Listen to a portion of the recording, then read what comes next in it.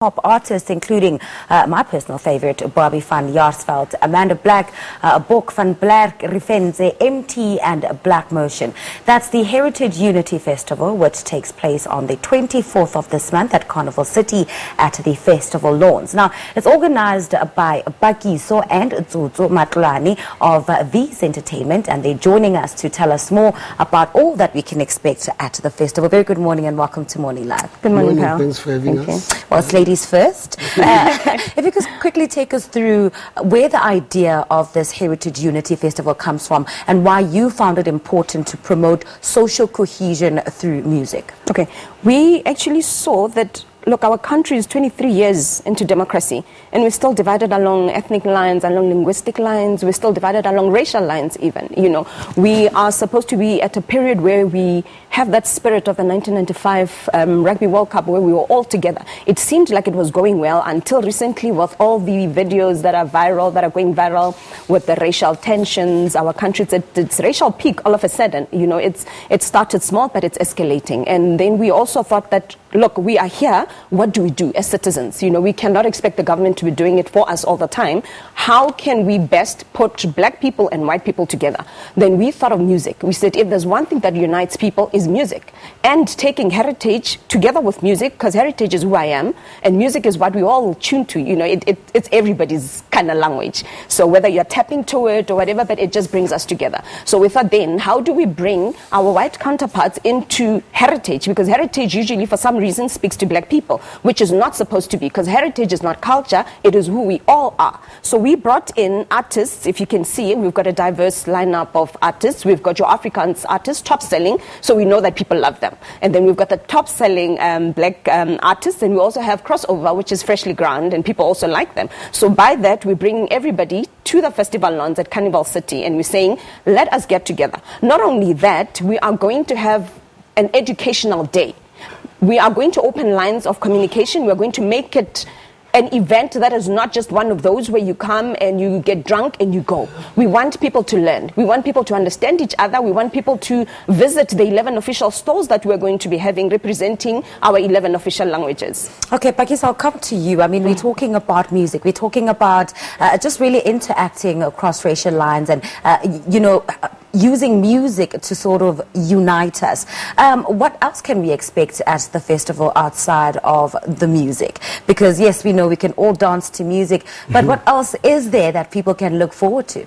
Okay, great. Firstly, we'll be having stalls, you know, representing our diverse cultures as South Africans, where people can go and ask questions, those controversial questions, without fear of being judged.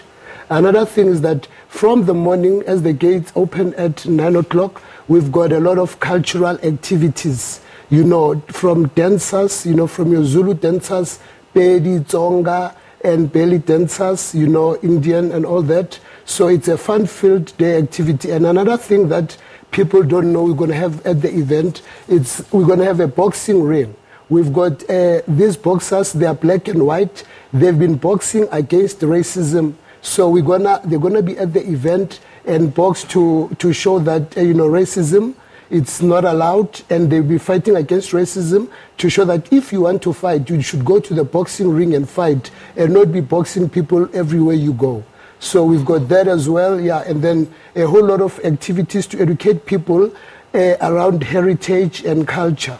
All right, and where can we get hold of our tickets, and what would you say outside just of the heritage element makes this event stand out, or what do you hope it will become in the future? All right, tickets are available at CompuTicket. Right now we've got an early bird special, which is 250 per person, and then 100 rands for kids under the age of 12, and kids under the age of 5 are coming for free.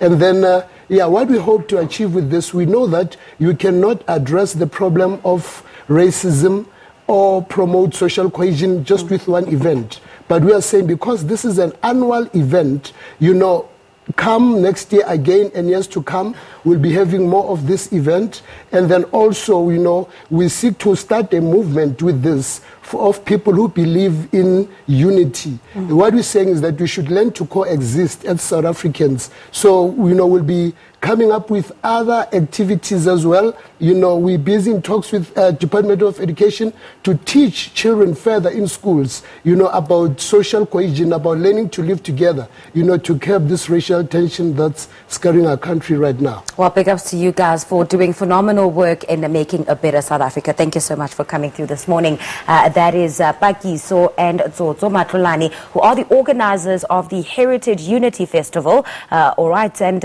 you know, you can look forward to just music, having a diverse group of people, a great lineup. We spoke about Afrikaans pop musicians, new artists also making it onto the scene, and a whole lot of other educational activities that will be taking place. All right, that's where I'll leave it for now, and I'll hand you back over to Sims.